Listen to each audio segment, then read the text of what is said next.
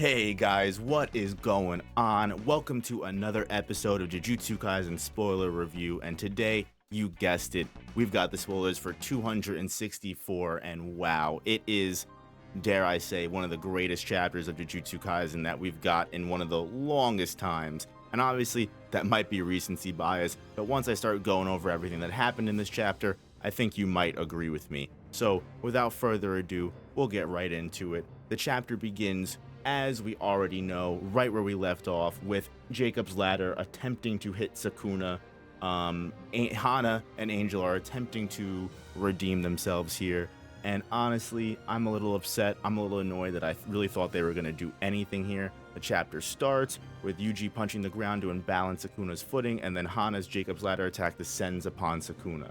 Now, if you were a betting person and you bet that that attack would miss, you were pretty much right. Sakuna just starts jumping up to climb towards Hana. He basically says, you know what? Screw it. The Jacob's Ladder isn't affecting just me. It's a wide area of effect, so it's not as powerful. If I take Angel out before the attack hits, then I might have a chance at surviving. Which that's exactly what he attempts to do. He makes a move, and he's already behind Angel. He basically just calls Angel out here and calls Angel weak. He says, you basically rely completely on your curse technique. You and Angel are physically weak. I'm gonna reach you and I'm gonna beat you before I'm separated from Megami, which is honestly pretty reasonable. I wouldn't have expected him to do anything differently, really, whatsoever. I think genuinely, we already knew Sakuna was weak. I should have never once assumed that Hana could have done literally anything at all. That was my fault for trusting her. I'm sorry. That will never happen again, guys. Won't make that mistake. So anyway, Sakuna goes to gear up a Black Flash, but thankfully Toto, of all people, jumps in and catches the Black Flash, which you gotta give praise to Toto, especially where credit's due. Not just because Toto's an awesome person, but because Toto's just an amazing character in general. What other character that you know is gonna survive 2 Black Flashes from the King of Curses? That's twice now where Toto survived 2 Black Flashes from Mahito in the final battle of Shibuya. He survives 2 Black Flashes in the final battle against Sakuna, and he even gets recognized by Sakuna. He specifically says, now this man is a Jujutsu sorcerer. Toto might be the only character in all of history to get glazed up by Sakuna and not die, because I'm pretty sure even though he gets fucked up here, I don't think he's dead. So yeah, gotta give again credit where credit is due. The man moves the masses, and that will never change. That will actually never change ever in God's creation. But anyway, now that Hana and Toto are both out of commission, Sakuna goes to just worry about Yuji, but Yuji is just tanking Jacob's Ladder, just like Sakuna is, by the way. Have to give credit where credit is due again. I might say that 10 more times in this video, but that's fine because my brain is just fizzled from what happened earlier. So anyway, Yuji goes to fight Sakuna while everything's going on. Yuji and Sakuna are fighting through the pillar of Jacob's Ladder. They're throwing hands back and forth. Yuji's slamming Sakuna by the ankles. He's throwing cleave attacks out. He's throwing dismantle attacks out. Sakuna's not stupid. He literally knows that any dismantle attack could mean his end. Now, thankfully, Sakuna just hit another Black Flash, so Sakuna is able to regenerate his arms. Now, he makes a key reference to the Gojo fight here, because if you remember, when Gojo got his arm back and gained reverse curse technique back from Black Flash, Gojo was kind of on the back foot. Gojo needed to gain a lot of ground. He did the very risky move of doing the unlimited hollow purple, making the hollow purple on the outside and having it collide and blow everything up, which didn't work that well for Gojo, unfortunately, even despite the fact that it was an awesome plan. Sakuna, on the other hand, is going up against Yuji. And as you can tell, he's not really worried about Yuji. The only thing that Sakuna is worried about is the dismantle attack that is coming for Sakuna's soul that can potentially split him apart from Megami. He confirms that this will hit him, but it's basically useless, if it doesn't hit him. So as long as Sakuna can keep fighting, throwing hands, and dodging the soul dismantles, which Yuji is throwing out time and time and time again, then he should be good, right? He should be completely good.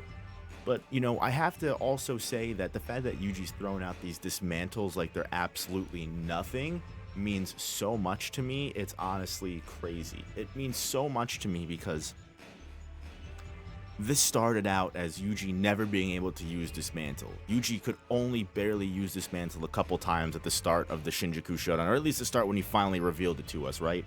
To now he's just throwing it out like it's nothing. He's specifically making different binding vows to make it target the soul specifically. You gotta love a Yuji Kaisen chapter. As annoyed as I am about Angel fumbling again, I will immediately rescind all of my hatred when I get some awesome Yuji hype moments like this. Yuji's coming out strong, but that's not even the best of it. It's not even the best because, like clockwork, the perfect irony, Sakuna goes, well, as long as these attacks miss me, then they're useless. And it's here we go into a little bit of a flashback. Let me take you guys down memory lane to one of the earliest moments of Jujutsu Kaisen ever in history. Gojo versus Jogo. You guys remember that? You guys remember Gojo versus Jogo?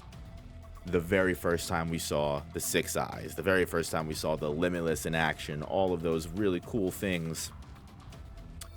You guys remember the Domain expansion, the first time we saw Unlimited Void, first time we saw Domains. It's absolutely beautiful that for what's about to happen, we go back as far as the very beginning when we first learned what a domain was. Because, indeed, I'm not pulling your leg and it's not a fake leak. We have officially gotten a Yuji domain expansion. Because any curse technique that's applied to a domain always hits and can never miss.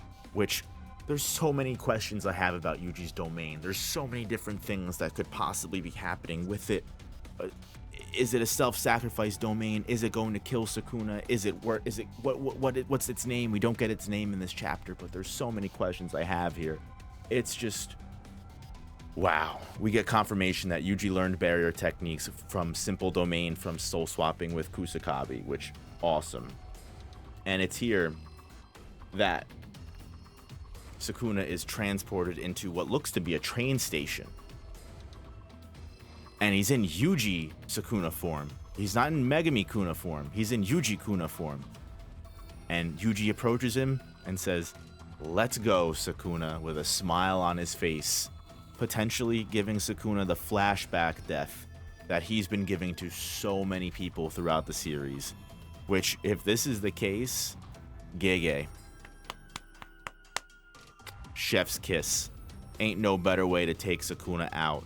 And just the panel of Yuji looking down to Sakuna and Sakuna looking up confused as to what the hell is going on right now is the perfect parallel to the Gojo Ghetto panel when Gojo died in the airport, which is even better.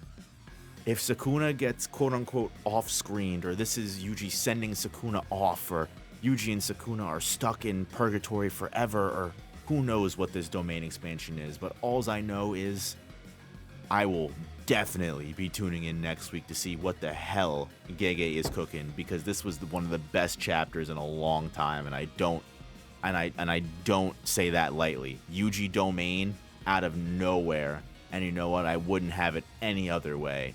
But let me know what you guys think in the comments. We still got plenty of time left to dwell on this chapter. We haven't even gotten the official translations yet, so I will definitely be posting a review when that happens. Check out the main channel if you want to see any streams or watch any other videos, and I'll catch you guys in the next one. Peace, guys. Love ya.